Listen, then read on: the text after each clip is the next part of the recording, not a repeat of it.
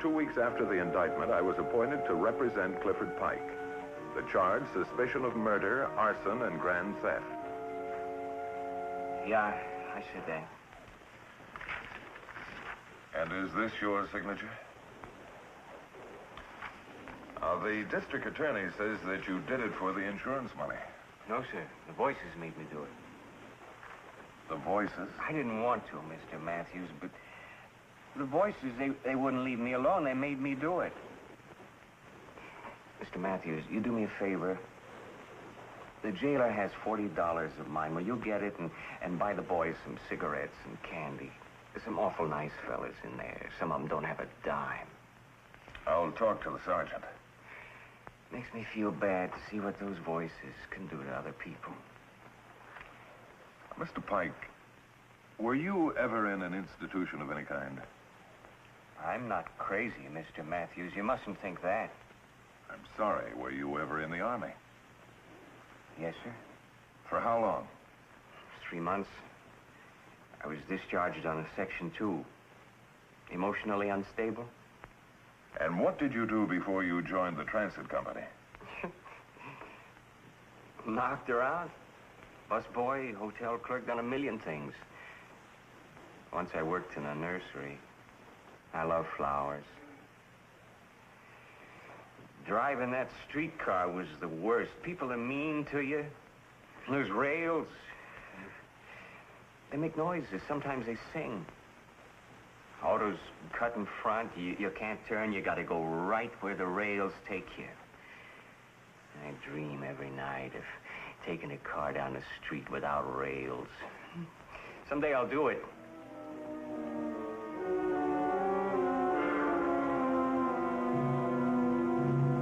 The fire could have happened like he says, Mr. Matthews. But you still list its origin as unknown or undetermined. Until someone's convicted. Well, is there any other way it could have started? The old wiring, those old gas stoves. Oh, but you found candles in the debris. Well, we found traces. Sergeant, you've been head of this detail for quite a while. What's your experience with people who start fires? Well, how do you mean? Their personalities. Well, firebugs usually have one thing in common. What's that? They're crazy. Everyone I talked to about Pike called him a strange little man. I requested the court to appoint a psychiatrist to examine him. Dr. Miller had long experience with the mentally ill. These voices that you hear, Mr. Pike, where do they come from? From everywhere. Oh, there's ceiling, airplanes, radiators. What did they tell you? To kill my grandmother and my aunt. And you've heard these voices since you left school. Since I was 15. That's why I quit school. Didn't you ever go to a doctor? I was ashamed. Did you tell your parents? My father died when I was little. My mother 5 years ago. Did you like your mother? Everybody likes their mother. You say you loved your grandmother and your aunt. Why did you kill them? Voices told me to. Doctor, they were driving me crazy. After you killed your aunt, did the voices stop? No. Now they're cursing me. They say I'm no good. I didn't want to do it, Doctor. The voices made me. That's all. Thank you, Mr. Pike.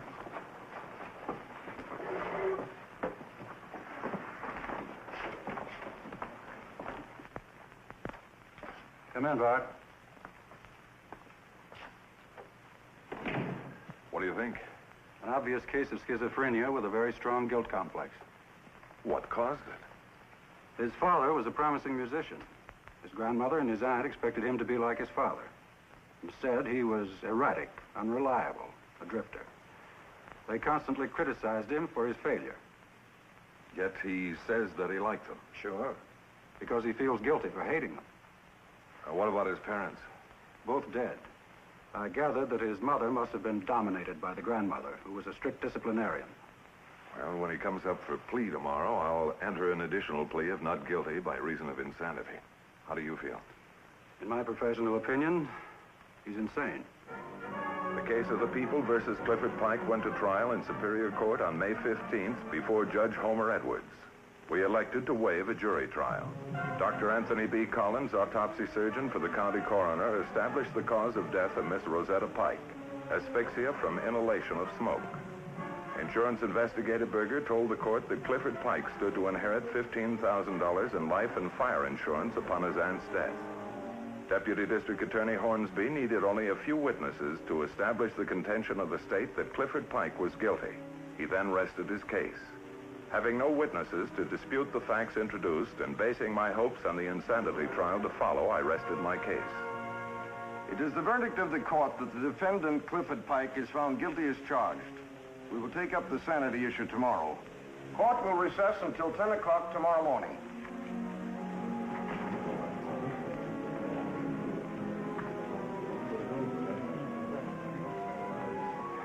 Seems like a real nice fella. What's this about tomorrow? Am I going to be tried again? Well, the psychiatrists who have been examining you will testify tomorrow as to your sanity.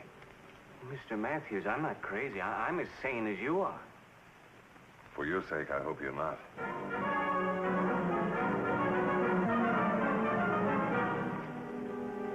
Your name, please. Dr. Alfred Hughes. And what is your official position, Doctor? I'm chief psychiatrist of the State Hospital for the Criminally Insane. You examined the defendant? I did. Will you tell the court the results of your examination? I found Mr. Pike above normal intelligence, very clever, and well-versed in the deeper significance of psychology. Have you formed any opinion as to whether or not he's schizophrenic? Yes, I have. It's my opinion that he's faking. And on what do you base that opinion, Doctor? A number of things. Primarily a series of tests, especially the Rorschach test. His reactions were definitely within normal limits. Did you find any further clue that would tend to make you think the defendant is faking? Yes, in his home I found many books on abnormal psychology. Careful pencil marks have been made opposite references to hallucinations and the voices he claims he hears. Thank you, Doctor. Your witness.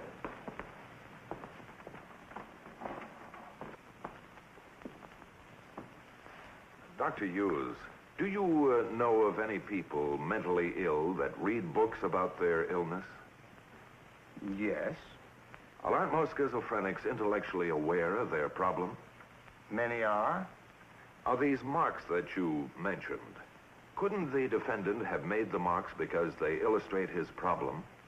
In my opinion, he's simulating schizophrenia. Would you mind answering my question, Doctor? I'll repeat it again. Could he have made the marks because they illustrate his problem? Well, yes. Thank you. But that'll be all, Doctor. You may step down. The prosecution then rested their case. I called as my first witness Dr. Miller. He stated the defendant was suffering from auditory hallucinations and delusions of persecution. He told of Pike's treatment at the hands of his grandmother and aunt, which caused his emotional instability. The prosecution did not cross-examine. My next witness was James Baldwin. I'm a dispatcher on the day shift at the transit company. You know the defendant, Mr. Baldwin? Sure I do. Been a motorman for 5 months. Seen him every day nearly till he got fired. Will you tell the court in your own words why he was discharged? Yeah. He went off his rocker. I object, Your Honor. The witness is not qualified to pass on the defendant's sanity. objection sustained. Exactly what happened? Well, he was near the end of his run, see? 10, 12 blocks away with a loaded car. All of a sudden, no stops. Go on. Well, he went past 10 stops with the people yelling to get off. If you ask me, he's bats. Your Honor, I must ask... Strike the last sentence. Your witness. Mr. Baldwin, when did this event occur? Wednesday, March 22nd. March 22nd, are you sure? He was fired the same day. Transit company don't let bums like him drive streetcars. Your Honor, I must ask... Strike everything after day. Your Honor, I should like to place in evidence People's Exhibit number 14, a carbon copy of a letter I sent to Mr. Pike on March 20th, asking him to come to my office March 24th. On March 22nd, the day after he received this, he committed the act of joyriding in his streetcar. I submit to the court that this studied act of lunacy was the beginning of a clever plan to pretend insanity and fool his attorney and the doctors who examined it. I object, Your Honor. The letter is irrelevant and immaterial and has no bearing on the sanity of the defendant. Objection overruled.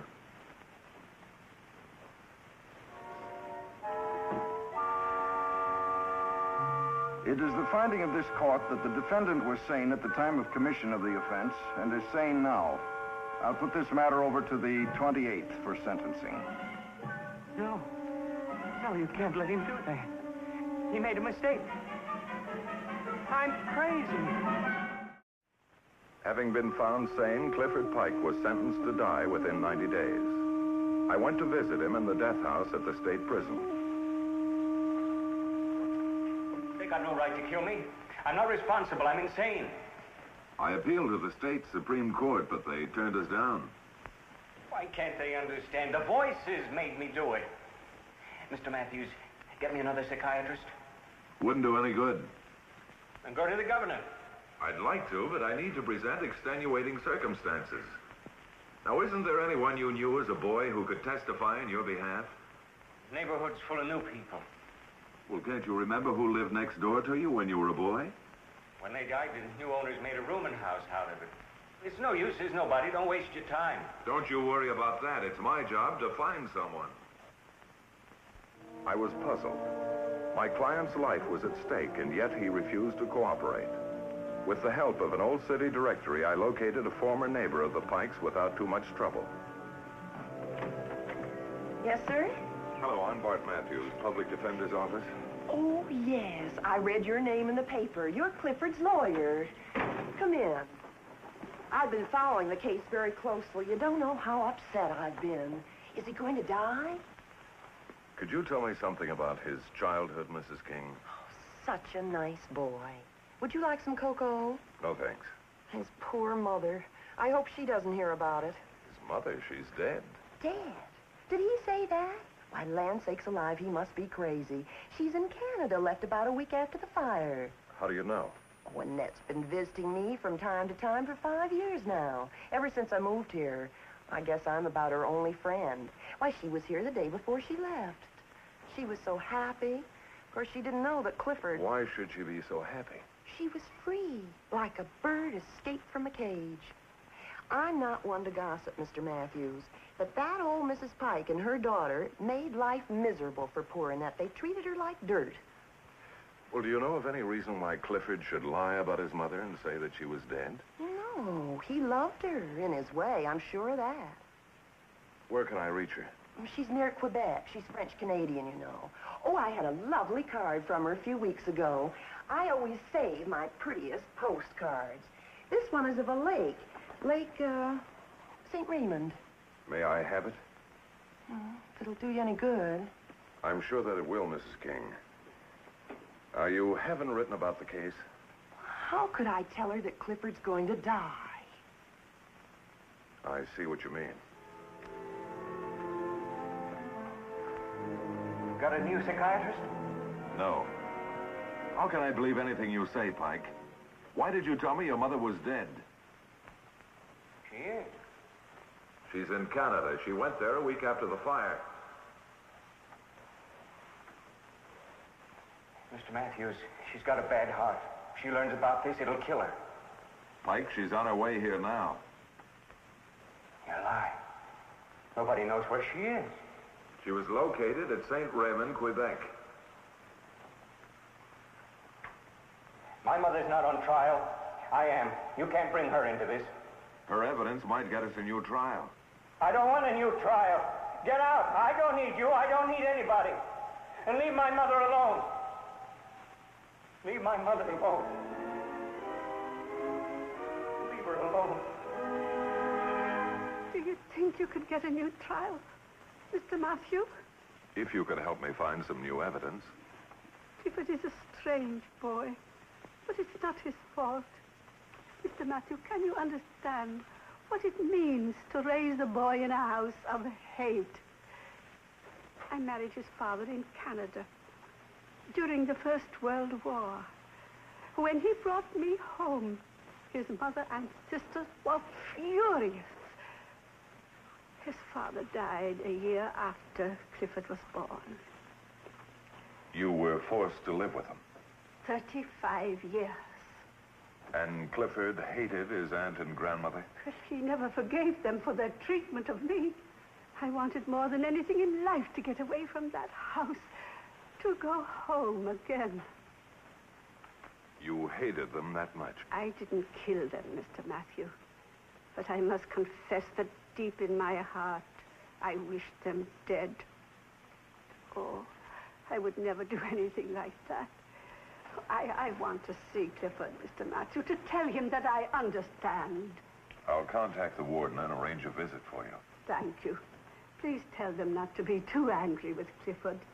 He's had a very unhappy life.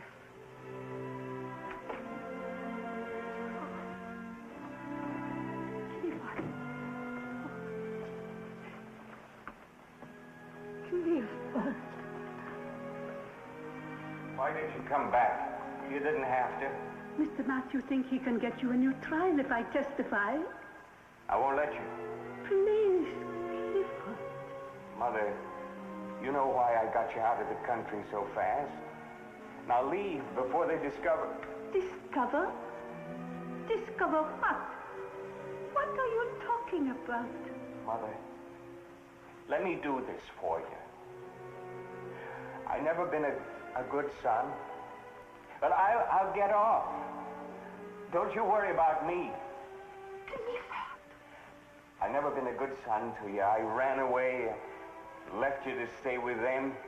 I wanted to get you out of there, but I couldn't. Now that you're free, go on back to Canada. I don't want anything to happen to you. Clifford, you think I did it. Mr. Matthew, he think I did it. Please, Mother, stop it. Oh, I didn't poison your grandmother, Clifford. I saw that poison in the kitchen closet. Oh, that was for the garden and the mice. The doctor said it was her heart. But the night of the fire, when we started for the movies, you went back for something. I saw the light go on in the upstairs hall. Oh, that was for my purse, Clifford, for my purse. When we came home, the house was burned almost to the ground. You wouldn't go close. We stayed a block away. You had a strange look on your face. You were happy. I was glad it happened. But I didn't make it happen. You must believe me. Then, if you didn't do it, it must have been an accident. I didn't do it. Wait, it was cold that night. Rosetta used to turn on all those old gas heaters when she was chilly. I warned her to get them fixed, but she wouldn't spend the money. It had to be an accident, Clifford. It had to be. Mr. Matthews. Mr. Matthews, you got to get me out of here. I didn't do it. Neither did my mother. It was an accident. It was an accident. Ever hear anything so crazy?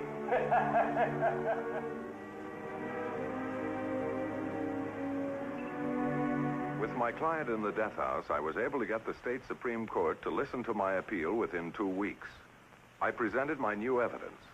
I had had the body of Pike's grandmother exhumed. The autopsy report showed no trace of poison. The state Supreme Court ordered a new trial for Clifford Pike. It was proven that no murders had been committed and that the fire was accidental. He was exonerated and able to claim his legal inheritance. The case you have just seen was brought to a fair and just conclusion through the efforts of a public defender. Tonight, Revlon salutes public defender Thomas W. Vinson, Will County, Joliet, Illinois, and his staff for outstanding achievement in the cause of justice.